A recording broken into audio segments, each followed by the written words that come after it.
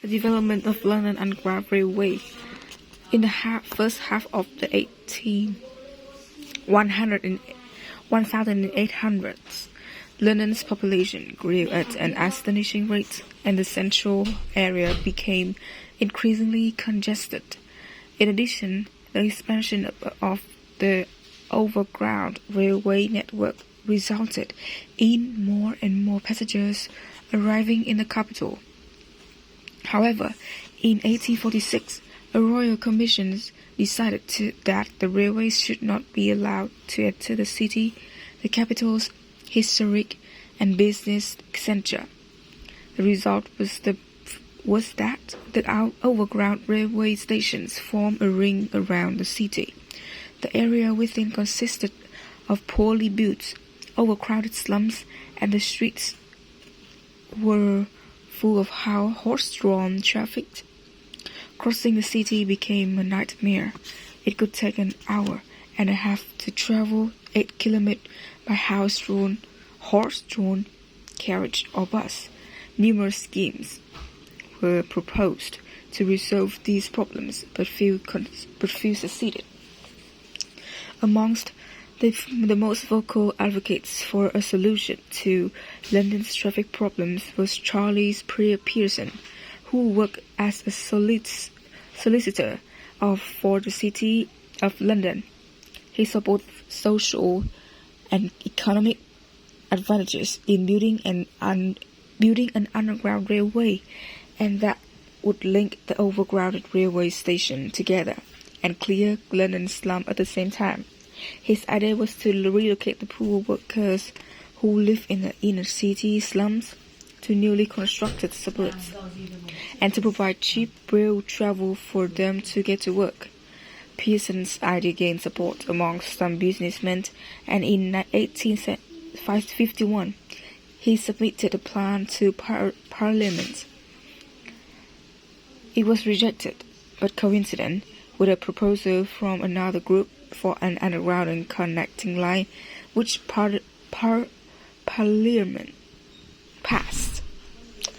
The two groups merged and established the Metropolitan Railway Company in August 1854.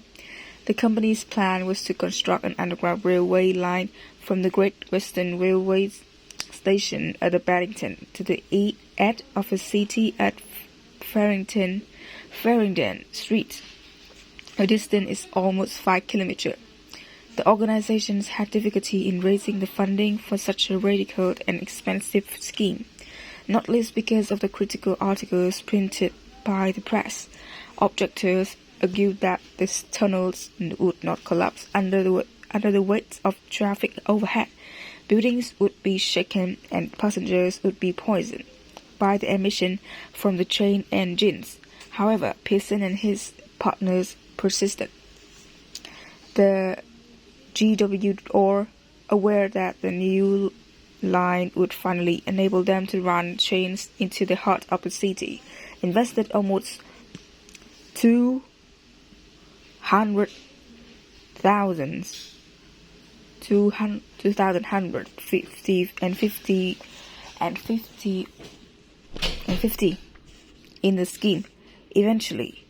Eventually, over a 5-year period, £1 million was raised. The chosen route then ran beneath existing main roads to minimize the expense of demolished buildings. Originally scheduled to be completed in 21 months, the construction of the underground line took 3 years. It was built just below street level using a technique known as cut and cover. A trench about 10 meters wide and 6 meters deep was dug. The sides temporarily held up with timber beams.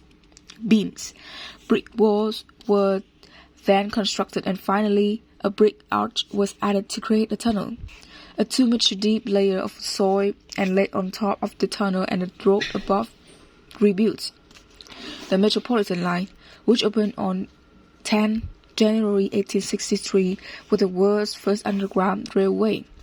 On its first day, almost 40,000 40,000 passengers were carried between Paddington and Farringdon, the journey taking about 18 minutes.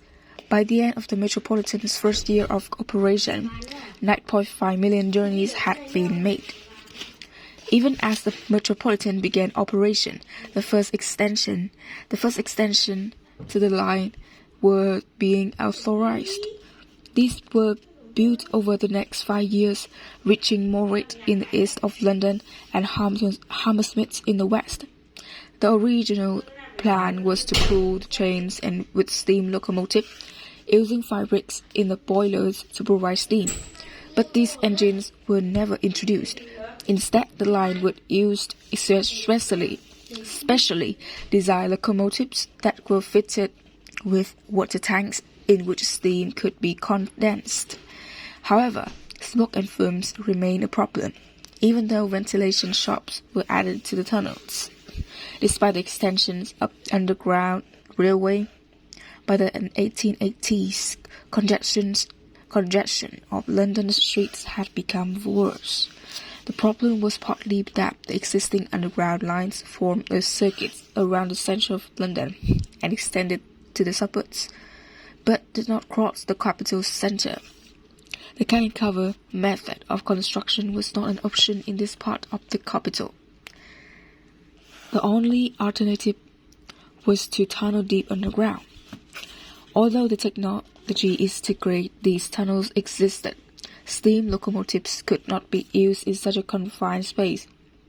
It wasn't until the development of a reliable electric motor and a means of transferring power from the generator to a moving train that the world's first deep-level electric railway, the City and South London, became possible.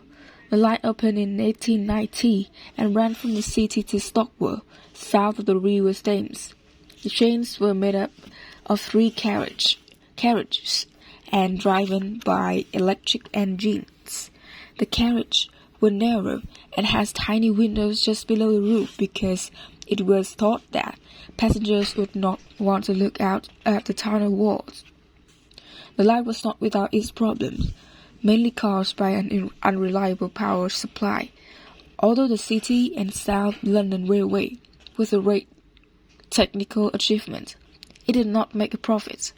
Then in 1900, the Central London Railway, known as the Twopenny Tube, began operation using new electric locomotives. It was very popular, and soon afterwards new railways and extension was added to the growing tube network. By 1807, the heart of today's underground system was in place.